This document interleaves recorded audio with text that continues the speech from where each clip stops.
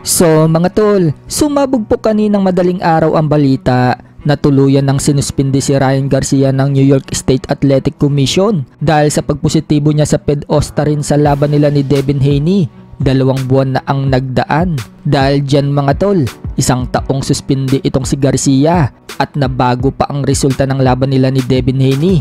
Ang panalo ni Garcia via majority mga tol, napalitan na ng no contest. Ibig sabihin, undefeated pa rin si Devin Haney. Bukod dyan mga tol, pinagmumulta pa si Ryan Garcia ng $10,000 at kailangan pa niyang magbayad sa Golden Boy promotion ng $1.2 million.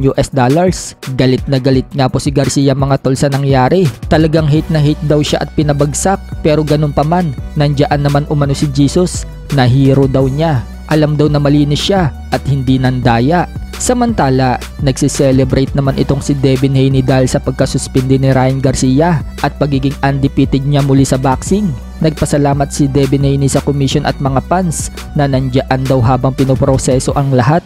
Lumabas na umano ang tunay at masaya daw siya sa nakamit niyang justice. I-enjoy daw niya kasama ang pamilya at kaibigan ang naging magandang resulta. Pinagmalaki pa ni Devin Haney mga tol na malinis daw siyang fighter. At ang boxing daw ay isang brutal sport na sa isang laban, pwede daw magbago ang buhay mo. Kaya importante umano sa fighter na maging malinis. Kaya ina-advocate umano niya ang mga fighter na maging malinis. Sa tuwa nga po ni Devin Haney mga tol, pinalitan pa niya ang bio ng kanyang Instagram account. Nagpasalamat kay Allah at inilagay ang unbeaten record niya na 31 wins, no losses with 15 knockouts. Bukod dyan, napasayaw pa si Devin Haney. Talagang masayang masaya siya na undefeated na ulit siya. Pero sa kabila nga po na yan mga tol, marami naman ang bumabatikos kay Devin Haney. Bagamat daw naging undefeated siya muli, hindi daw mabubura sa mga boxing fans kung paano siya ilang beses pinabagsak ni Ryan Garcia. At kahit lumaban daw itong si Devin Haney, marami daw ang mawawalan ng gana dahil dismayado daw sa kanya. Bababa din daw ang tingin sa kanya ng mga fans, hindi daw katulad nung dati. So 2 na nga din daw ang nabiktima ni Devin Haney.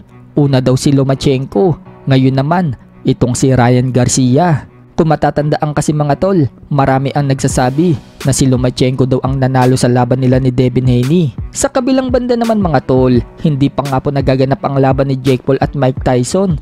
May humahamon na agad dito kay Jake Paul.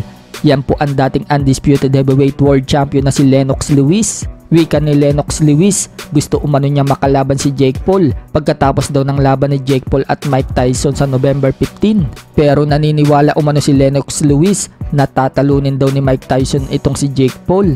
Hindi daw kasi tunay na fighter si Jake Paul. Dagdag pa ni Lennox Lewis, hindi pa daw matanda itong si Mike Tyson para talunin ni Jake Paul. Sa ibang banda naman mga tol, bukas na po ang bakbakan sa Masbate sa pagitan ni Gio Santissima versus Arnon Yupang ng Thailand. Paglalabanan po nila dyan ang WBC Asian Continental Super Featherweight. Mapapalaban din po dyan ang kapatid ni Gio Santissima na si Alex Santissima Jr.